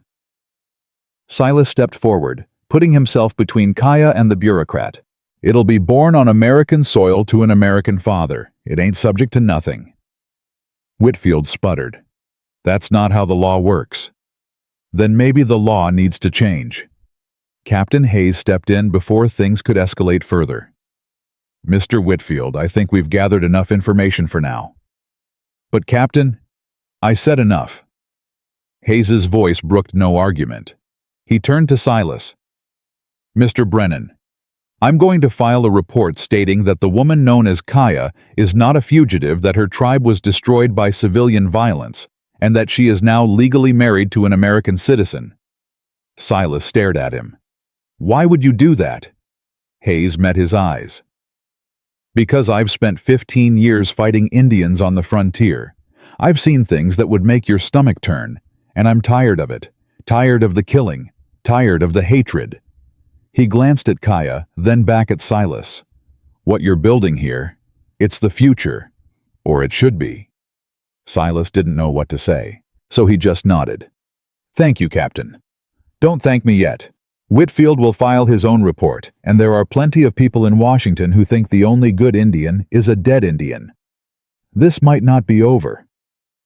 Then we'll face whatever comes." "I believe you will." Hayes tipped his hat. "Good luck, Mr. Brennan, ma'am." The soldiers rode away, taking the sputtering bureaucrat with them. Silas watched until they were out of sight. Then he turned to Kaya, who was trembling despite her brave face. "It's okay," he said, pulling her close. "They're gone. For now." Her voice was muffled against his chest. "But they'll come back. People like that always come back. Then we'll deal with them. Together." She pulled back and looked at him with wet eyes. "How do you do it?" "Do what?" "Stay so calm, so sure, when everything is falling apart around us." Silas touched her face gently. "Because I've already lost everything once. And I survived. Whatever comes next, we'll survive that too." Kaya took a shaky breath. "I love you, Silas Brennan." "I love you too. Now come inside. Wren's probably scared half to death." They found Wren hiding under the bed, clutching her cornhusk doll. "Are the bad men gone?" she whispered. "They're gone, little bird." Silas lifted her out and held her close. "And they ain't coming back." "Promise?" "Promise." It was a lie, and they both knew it. But sometimes lies were kinder than truth. Sometimes you had to believe in a better world before you could build one. That evening, as the sun set and painted the sky in shades of orange and pink, the three of them sat on the porch together. Kaya leaned against Silas's shoulder, her hand resting on her belly. Wren was curled in his lap, already half asleep. "What should we name the baby?" Wren murmured. Silas looked at Kaya. "What do you think?" Kaya considered for a moment. "If it's a girl, I'd like to name her after my mother. Ahiga." It means she fights. And if it's a boy, Kaya smiled softly, then you choose. Silas thought about it, thought about all the names he could give a son, names that carried history weight meaning. Daniel, he said finally. After my father. He was a good man, the best I ever knew. Daniel. Kaya tested the word. I like it. Ahiga or Daniel. Wren yawned. Both good names. Silas kissed the top of her head. Go to sleep, little bird. Not tired. Sure you're not. Within minutes, she was snoring softly against his chest. Kaya laughed quietly. She fights sleep like she fights everything else. Wonder where she gets that from. Certainly not from me. Silas grinned. Right. You're the picture of surrender. She swatted his arm lightly. Watch yourself, husband. Yes, ma'am. They sat in comfortable silence, watching the stars emerge one by one. Silas. Yeah. Do you think we'll be happy? He looked at her. This woman who had been through hell and kept going, who had chosen him, when she could have chosen to walk away, who was carrying his child and raising her own and building a life in a world that didn't want them. I think we already are, he said. Kaya smiled, and it was like watching the sun rise. Yeah, she agreed. I think we are too. The night wrapped around them like a blanket, soft and warm and full of promise, and for the first time in a very long time, Silas Brennan looked forward to tomorrow. The months passed faster than Silas thought possible. Summer blazed across the territory, turning the prairie gold and the sky an endless aching blue. Kaya's belly grew round, and with it something in the cabin grew too, a warmth that had nothing to do with the season. Wren had taken to talking to the baby every night before bed, pressing her lips to her mother's stomach and whispering secrets that made Kaya smile and Silas pretend not to hear. I told her about the horses today, Wren announced one evening. She kicked when I mentioned Clara. I think she likes horses. Silas raised an eyebrow. You're sure it's a girl? I just know. Wren shrugged with the absolute certainty only a child could muster. Sisters know things. Kaya caught Silas's eye over their daughter's head, and they shared a private smile. Things weren't perfect. They never would be. Martha Holloway still refused to serve them, and there were whispers in town. Ugly whispers that followed them like shadows. But for every person who turned away, there was another who nodded in greeting. For every door that closed, another opened. Elijah had been right. Most folks minded their own business, and the ones who didn't. Well, Silas had a rifle and a reputation. That went a long way in Montana Territory. One morning in late August, Silas rode into Elk Creek alone. Kaya was too far along to make the journey comfortably, and Wren had refused to leave her mother's side. I'll be back before dark, he promised. You better be. Kaya kissed him hard. I don't like sleeping alone. Neither do I. He made it to town by mid-morning and headed straight for Elijah's trading post.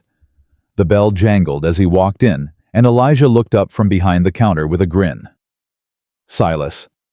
How's the family? Growing. Kaya's due any week now. Nervous.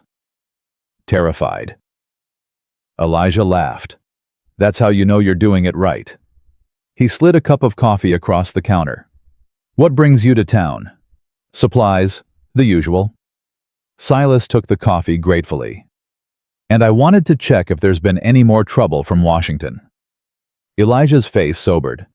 Nothing official, but there's been talk. What kind of talk?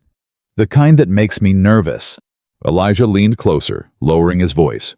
Word is, there's a new Indian agent coming to the territory. Name's Josiah Crane. Has a reputation for being thorough.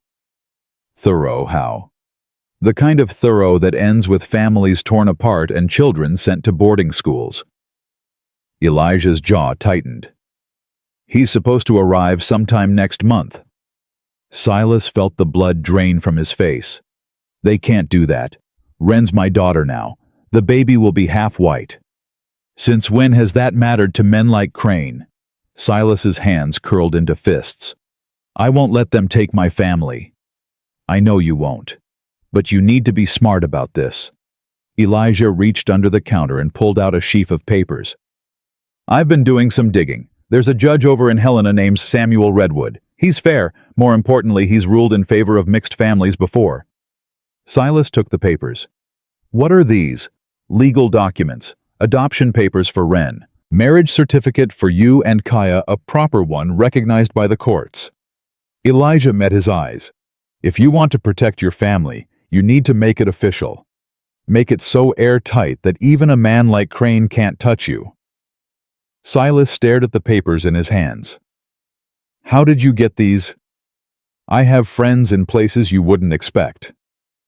Elijah smiled, but it didn't reach his eyes. My mother was Cheyenne. My father was Irish. I've spent my whole life navigating between two worlds. You learn who your allies are. I don't know how to thank you. Don't thank me. Just fill out those papers and get them to Judge Redwood before Crane arrives. Elijah clapped him on the shoulder. And take care of that family of yours. They're special. I know. Silas left Elk Creek with more than supplies. He left with hope fragile and uncertain, but hope nonetheless. He rode hard, pushing his horse faster than was wise, driven by an urgency he couldn't explain. Something felt wrong, something in the air in the pit of his stomach. When he crested the final hill and saw the cabin in the distance, his blood turned to ice. There was a wagon in the yard, and strangers. Silas spurred his horse into a gallop, his heart pounding against his ribs. As he got closer, he could make out 3 figures, 2 men in dark suits and a woman in a gray dress. And Kaya standing on the porch with Wren behind her, her face set in a mask of fury. What the hell is going on here? The strangers turned at his approach. One of the men, tall, thin, with a face like a hatchet, stepped forward. Mr. Brennan, I presume I'm Josiah Crane, Indian agent for the Montana Territory. Silas dismounted and placed himself between Crane and his family. You're early. I prefer to be thorough. Crane's smile was thin and cold. I received reports of an unregistered Indian woman and child living on this property. I'm here to assess the situation. There's nothing to assess. This is my wife and my daughter. They ain't going anywhere. That remains to be seen. Crane produced a document from his coat. I have the authority to remove any Indian child from an unsuitable environment and place them in a government-approved school. Unsuitable. Silas's voice shook with barely contained rage. This is their home. I'm their family. You're a white man harboring Indians without proper documentation. Crane's eyes flicked to Kaya's swollen belly. And I see there's another one on the way. That child will also fall under my jurisdiction. Kaya stepped forward, her dark eyes blazing. You will not touch my children. Ma'am, I understand this is difficult. You understand nothing. Her voice was steel wrapped in silk. I have watched my people slaughtered. I have buried my husband. I have walked through blood and fire to keep my daughter safe. And you think a piece of paper gives you the right to take her from me? Crane's smile faltered. The law. Your law killed my tribe. Your law stole our land. Your law means nothing to me. Kaya took another step forward, and Crane actually stepped back. But I will tell you what does mean something. This man. She pointed at Silas. He saved my daughter's life. He saved mine. He has been more of a father to Wren in 6 months than your law has been to any Indian child in 100 years. Eloquent, but ultimately irrelevant. Crane regained his composure. I will return in 3 days with proper escort. If the child is not prepared for transfer, she won't be. Then I will have no choice but to use force. Silas stepped so close to Crane that their noses nearly touched. You bring force to my door, and I'll show you what force really looks like. Crane's eye twitched. Threatening a federal officer is a serious offense, Mr. Brennan.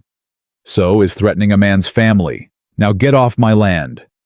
For a long moment, nobody moved. Then Crane smiled a cold reptilian smile that made Silas's skin crawl. "3 days, Mr. Brennan. Make your peace." He turned and walked to the wagon. The woman and the other man followed, casting nervous glances over their shoulders. Silas watched them go, his hands trembling with rage. "Silas!" Kaya's voice was barely a whisper. "What are we going to do?" He turned to face her. This woman who had been through so much, who deserved peace and safety and joy. And he made a decision. "We're going to fight." The next 2 days were a blur of preparation. Silas sent word to Elijah, who arrived the following morning with 2 Cheyenne men and a half-dozen rifles. "Friends of mine," Elijah explained. "They've dealt with men like Crane before. I can't ask them to fight my battles." "You're not asking. They're offering." Elijah's face was grim. "What happens to your family today happens to all our families tomorrow. We stand together or we fall apart." Silas looked at the Cheyenne men warriors, by the look of them with hard eyes and harder hands. "Thank you," he said. The oldest of the warriors nodded. "We do not fight for you, white man. We fight for the woman and the child. They are kin now. That makes them worth dying for." Kaya emerged from the cabin and the warrior's face softened. "Sister," he said in Apache, "we heard what happened to your tribe. Our hearts grieve for your loss." Kaya's eyes filled with tears. "You speak my language." "My grandmother was Apache. She taught me before the white man's schools took the words from our mouths." He touched his chest. "But they live here still." Kaya reached out and clasped his hand. "Thank you for coming. Thank us when it's over." That night, Silas lay awake beside Kaya, his hand resting on her belly. He could feel the baby moving, a flutter of life beneath his palm. "Are you afraid?" Kaya asked. "Yeah. Me too." She turned to face him. "But I'm not sorry. No matter what happens tomorrow, I'm not sorry for any of it." "Neither am I." She kissed him soft and sweet and full of everything they couldn't say. "I love you, Silas Brennan." "I love you too, Kaya Brennan." She smiled at the name, her name now in this strange new world they were building together. "Get some sleep," she whispered. "Tomorrow will come soon enough." But Silas didn't sleep. He watched her instead, memorizing the curve of her face, the rhythm of her breathing, the way her hand curled protectively around her belly. He would die before he let anyone take this from him. Dawn broke gray and cold. Silas was on the porch before the sun cleared the horizon, his rifle in his hands, his eyes fixed on the road. Behind him, Elijah and the Cheyenne warriors took their positions. Kaya was inside with Wren, her own pistol loaded and ready. They didn't have to wait long. Crane's wagon appeared around noon, but this time it wasn't alone. A dozen armed men rode behind it, hired guns by the look of them. Hard men with dead eyes and no conscience. "That's more than I expected," Elijah muttered. "Yeah." Silas's jaw tightened. "Me too." Crane dismounted and walked toward the cabin, his hands raised in a mockery of peace. "Mr. Brennan, I see you've brought reinforcements. How quaint." "Go home, Crane. This ain't gonna end the way you think." "On the contrary, it's going to end exactly the way I think." Crane gestured to his men.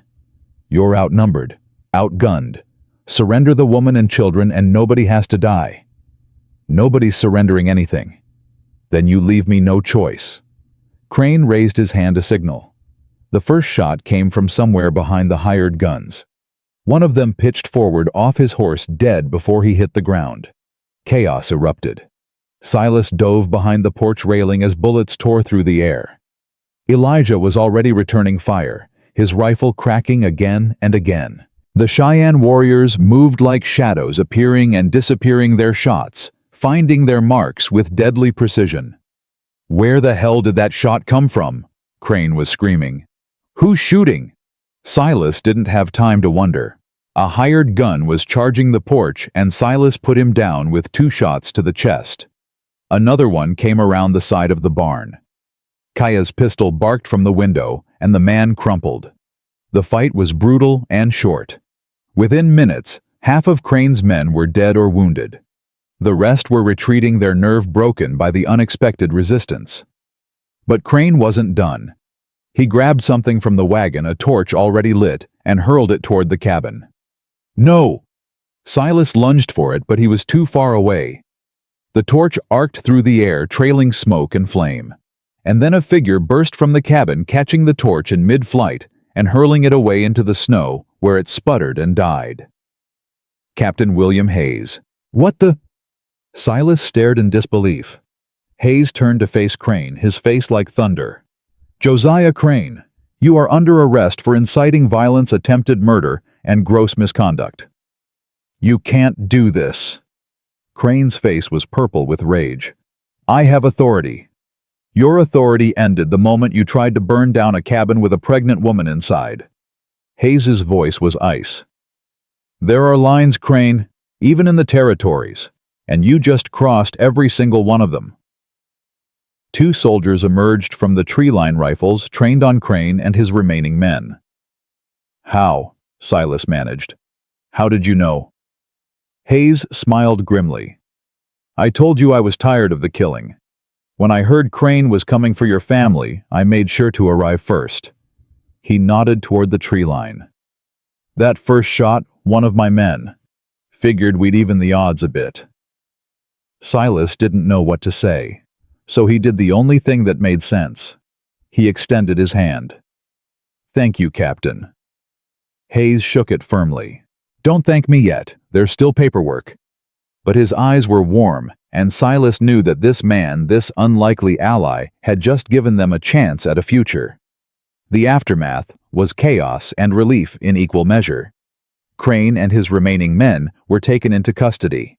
The wounded were tended to. The dead were buried, some with more ceremony than others.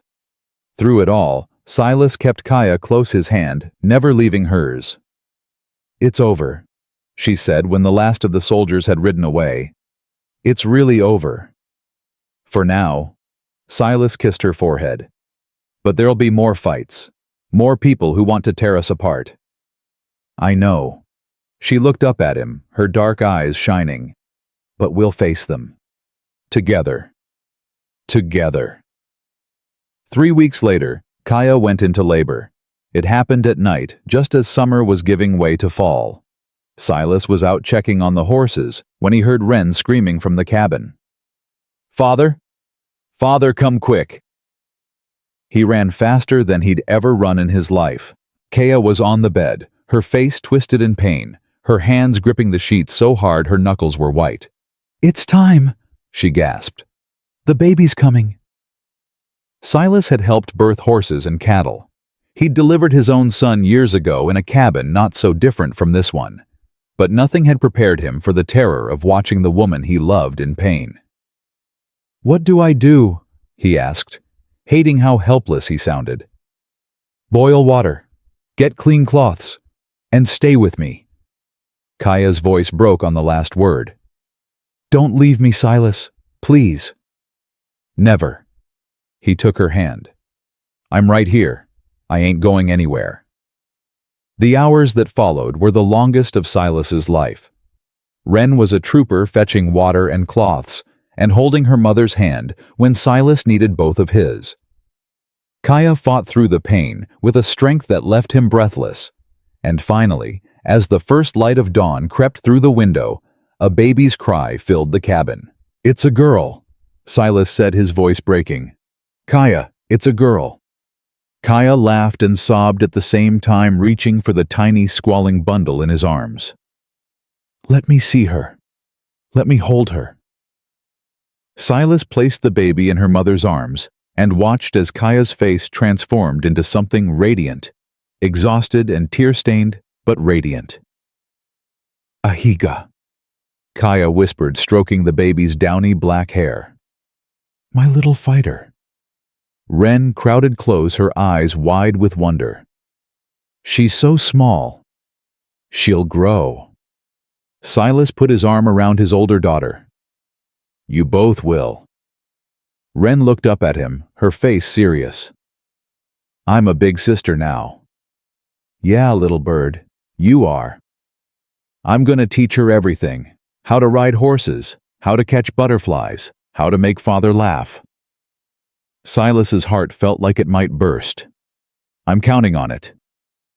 Kaya looked at her family, her husband, her 2 daughters, the life they'd built against all odds, and she smiled. We did it, she said softly. We really did it. Yeah. Silas kissed her forehead, then Ahiga's, then Wren's. We did. The days that followed were filled with the chaos of a new baby, sleepless nights, endless feedings, and more love than Silas had thought possible. Elijah came by with gifts from the Cheyenne community. Captain Hayes sent a letter of congratulations, along with official documentation confirming Wren's adoption and the family's legal status. Crane's been reassigned, Hayes wrote, to a desk job in Washington. He won't be bothering anyone again. But the best gift came from Wren, who presented Ahiga with a corn husk doll she'd made herself, just like the one she'd carried from her old life. This is so she knows she has a sister, Wren explained solemnly, no matter what. Kaya pulled her close, tears streaming down her face. She's lucky to have you. I'm lucky too. Wren looked at Silas, then at her mother, then at the tiny baby in her arms. We're all lucky, because we're a family. And in that moment, Silas understood something he'd been struggling to grasp for months. Home wasn't a place. It wasn't 4 walls and a roof. It wasn't land or cattle or anything you could touch. Home was this woman, these children, this impossible, improbable, perfect family. He'd lost everything once, his wife, his son, his reason for living. And then one frozen morning, he'd found a child in the snow. And that child had led him to a woman who'd been shattered just as badly as he had. And together, they'd built something new, something worth fighting for, something worth dying for, something worth living for. Fall settled over the territory, painting the world in shades of amber and gold. Silas stood on the porch one evening watching the sun set behind the mountains. Kaya came to stand beside him, Ahiga cradled in her arms. What are you thinking about? She asked. The future. What about it? He turned to look at her, this fierce, beautiful woman who had walked through fire to find him. I'm thinking it looks pretty good from here. Kaya smiled, leaning her head against his shoulder. Yeah, it does. Wren burst out of the cabin full of energy as always. Father, Mother, look what I found. She held up a small bird, a wren of all things that had apparently gotten tangled in the chicken wire. Can we keep it? She asked breathlessly. No, little bird. Wild things need to be free. Silas knelt beside her. But we can help it. Come on, I'll show you. Together they walked to the edge of the property, and Silas showed Wren how to gently untangle the bird's wing from the wire. When it was free, it hopped onto Wren's palm and stayed there for a moment, looking up at her with bright black eyes. Then it flew away, rising higher and higher, until it was just a speck against the vast Montana sky. Goodbye, little bird, Wren whispered. Silas put his hand on her shoulder. You did good. Father. Yeah. Are we going to be okay forever? Silas looked back at the cabin where Kaya stood with Ahiga in her arms, both of them bathed in the golden light of sunset. Nobody knows about forever, little bird, but I know about today, and today we're more than okay. Today we're exactly where we're supposed to be. Wren nodded slowly, absorbing this. Then she took his hand. I'm glad you found me in the snow. Silas felt his eyes burn with tears he refused to shed. Me too. Wren. Me too. They walked back to the cabin together, hand in hand. And as the last rays of sunlight faded and the stars began to emerge, Silas Brennan looked at his family, his wife, his daughters, the life they'd carved out of wilderness and hope. And he knew one thing with absolute certainty. He had found his home. Not in the land, not in the cabin, not in any place on any map. His home was in the sound of Wren's laughter, in the warmth of Kaya's embrace, in the soft cry of baby Ahiga, announcing her presence to the world. His home was in the choice they'd all made to stay to fight to love against all odds.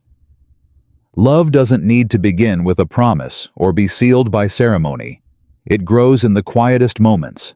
A hand tending a wound, a fire lit against the cold, a child saying "Father" for the first time. True love isn't loud. It doesn't demand. It simply asks that two broken people be brave enough to open their hearts again.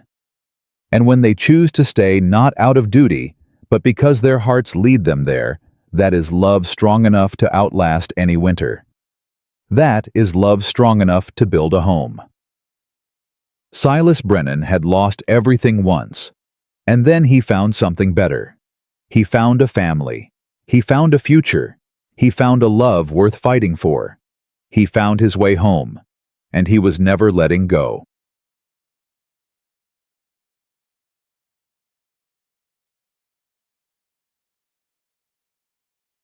Thank you for walking this journey with me.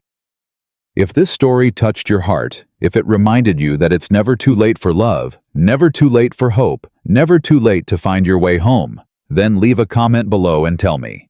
Subscribe to my channel, and I promise to keep bringing you tales from the Old West, stories of courage and love and second chances.